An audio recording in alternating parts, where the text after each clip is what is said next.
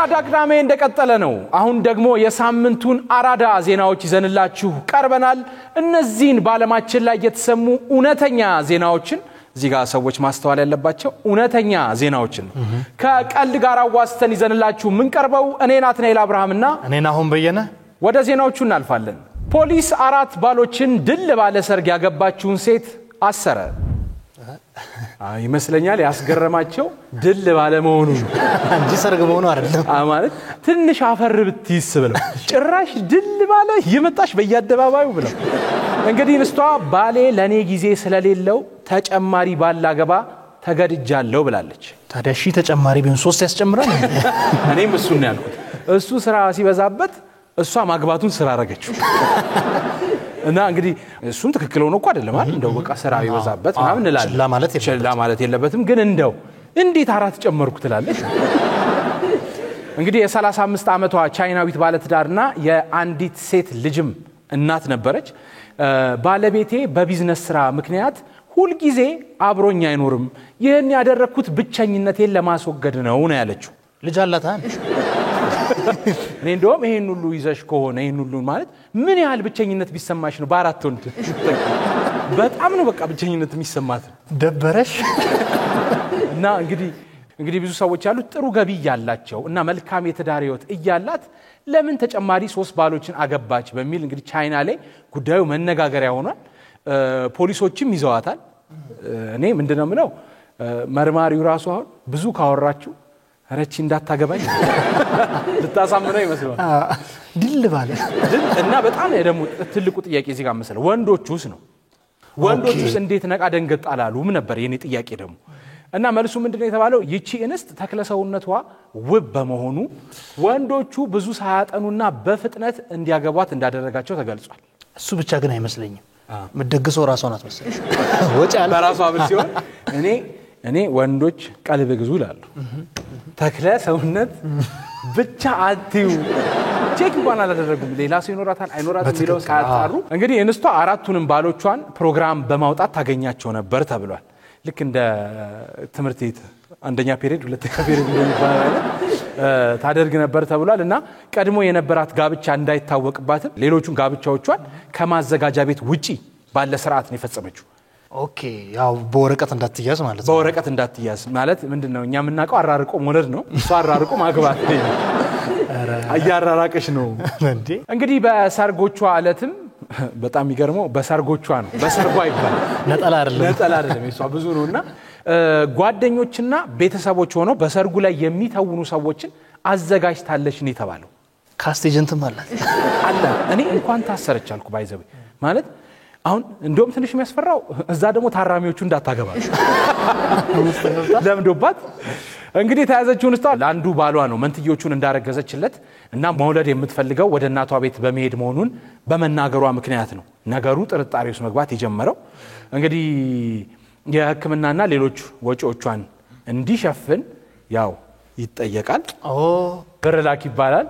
እስከዛሬ ፈዞ የነበረው ወንድ ገንዘብ ላክ ሲባል ግን አስቀያሚ ሆነችበት ነው ገንዘብ አለ ወዲያው የገንዘብ ጥያቄ ነው ያዋንነው መቼ ነው ደግሞ ያገባው ነው እንዴ ብር ስጠይ ምን ያምራልች ይበና እና ኢጂኒስት ሌላኛው ባሏ ጋር ሆና እንደገና ማለት ነው ሐሰተኛ የሕክምና ክትትል ማስረጃዎች የተወለዱ ህፃናት ፎቶዎች ስትልክ ነበር ነው የተባለው ያልተረገዙትን ነው ለካ የሚገርም በፎቶ ልጅህ ብላ ስልክና ብር ላክ ብላለች ግናት ይሄ ሁሉ ያባል ጊዜ አልሰጠኝም በሚል ነው ወይ ነው ግን ራሱ እሷም ትንሽ አጠራጣሪ ነው እንግዲህ ሰውየው ግለሰው በመጨረሻ ባደረገው ማጣራት ነው ሚስቴ ነች ያላት እንስት የሌሎች ሰዎች መሆኗን ሲያቅ ጉዳዩን ወደ ፖሊስ ጣቢያ ወስዶት ያመለከተው በስተመጨረሻም እንግዲህ የተባለው ምንድነው 4ቱ ባሎቿ በድምሩ $100,000 ኪሳራ ደርሶባቸዋል ቁመና አይታችሁ ተበልታችኋል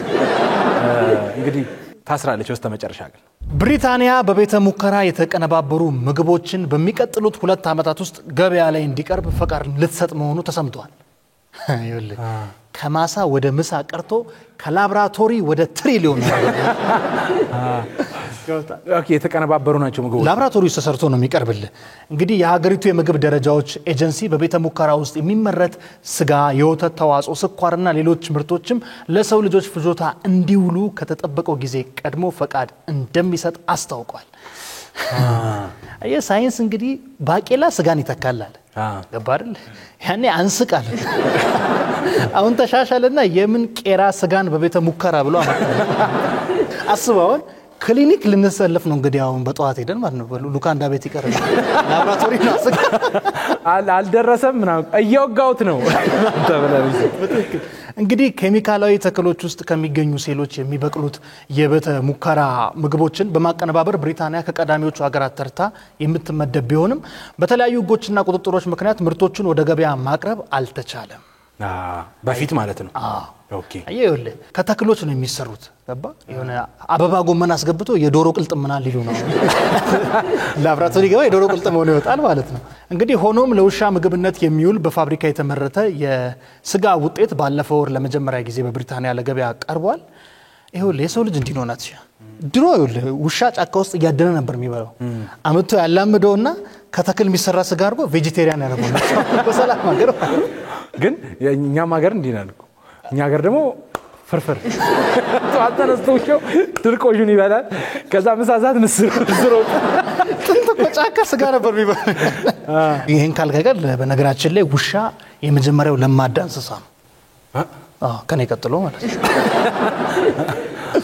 በተያዘም እንግዲህ ሲንጋፖር በሴል የሚመረተውን ስጋ ለሰው ልጅ ፍጆታ እንዲሸጥ ፈቃድ የሰጠች የመጀመሪያው ሀገር ስትሆን አሜሪካ ከ3 አመት በኋላ እስራኤል ደግሞ ባለፈው አመት በመፍቀድ በደረጃ ተቀምጠዋል ፈቅደዋል ማለት ነው እኔ ግን እነዚህ ስጋዎች ከተክሎች በላብራቶሪ ተመርተው ከተባሉ ስጋ በል ቬጂቴሪያኖች ሊፈጠሩ ነው ማለት ነው ቀድም እንዳልከው ወደ ቀጣይ ዜና ስናል በ27 አመታት ቆይታ አንድም ቀን ከስራ ያልቀረው ግለሰብ መነጋገሪያ ሆኗል እንዴት አይነጋገሩ 27 አመት በሙሉ እኔ እንደውም በተለይ አብረውት የሚሰሩት እንዴት ስለሱ ያወሩ ማለት አምህም እንዴ ማህበራዊ ህይወት የለህም ይሉታል ተርሚኔተር ነው እንዴ ሰርግ የለህም ሚስት አታረግዝ እንዲሁ ያው የሚበረታታ ሐሳብ ነው አለመቅረቱ ግን ደግሞ ተያይዞ እንግዲህ የሚነሳ ጥያቄ ስለሆነ ነው የ54 አመቱ ኬቨን ፎርድ አሜሪካዊ ነው 27 አመታትን ወይም ደግሞ የእድሜውን ግማሽ እንግዲህ 54 አመቱ ከሆነ 27 አመታት ነው እዛ መስሪያ ቤት ግማሽ የሰራበት መስሪያ ቤት ደግሞ በርገርና ሌሎች ምግቦችን የሚሸጠው በርገር ኪንግ ነው እንዴ ኪንግ ሆነበት ሰውየው እሱ በርገር ማቅረብ ነው ማቅረብና እዛ ላይ ነው እንግዲህ ለ27 አመታት በስራው ሲቆይ ታዲያ አንዲትም ቀን ነው የተባለው አንዲትም ቀን በረፍትም ይሁን በህመም ምክንያት ከስራ ገበታ ውጪ ሆኖ ያቅም ተባለ የህመም ስሜቶች ቢኖሩ በዛው በስራው ቦታ መቆየትን ደስ ይለኛል ነው ያለው ግሉኮስ ተሰክቶለት በርገር ይተቀበላል ይልኩ እኔ እንደውም 27 አመት ስትል ይመስለኝ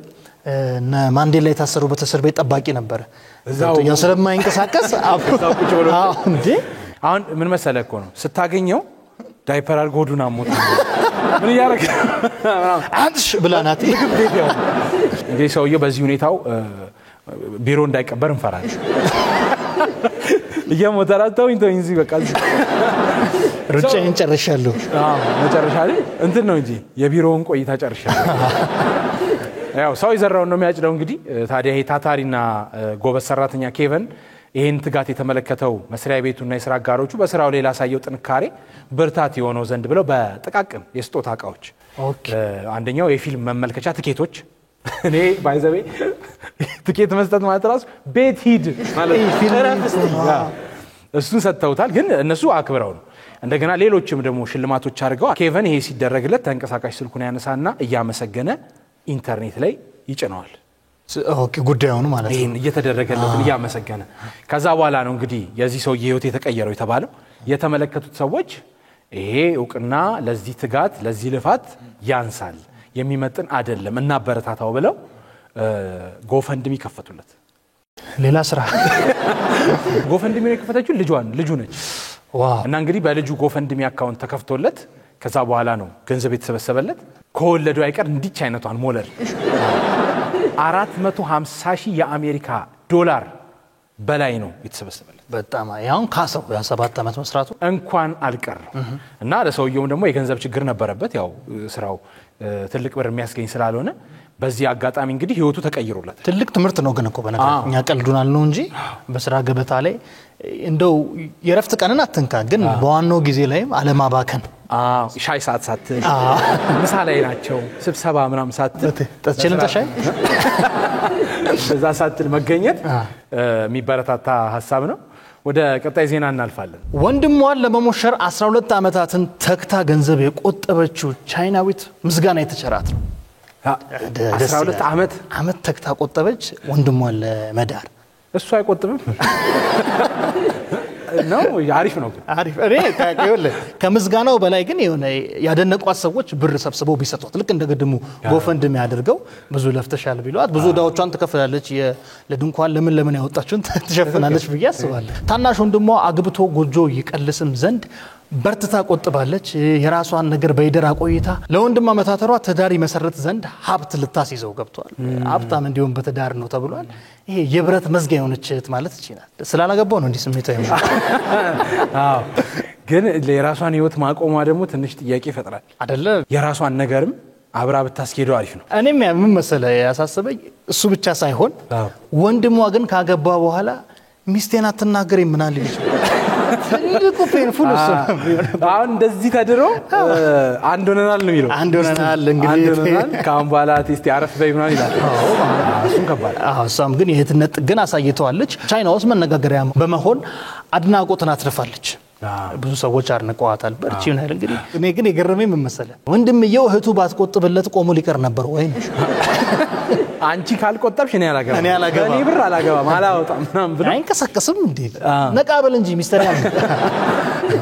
በቻይና እንግዲህ ለሙሽሪት ቤተሰቦች የሚሰጠው ጥሎሽ ያሳሰባት እንስትም የኔ የትዳር ፍላጎት ከታናሽ ወንድሜ በኋላ ይደርሳል ብላ ስትቆጥም ከርማለች ታናሽ ወንድሟ ደግሞ ኢነርጂ ሲቆጥብ ከርሟል ትዳሩስ ያሽ ነው ምናምን ብሎ ታኔ ተዘጋጀቻለሁ እንግዲህ እሷም ድካሟ ፍሬ አፍርቶ 130 ካሬ ላይ ያረፈ ቤትና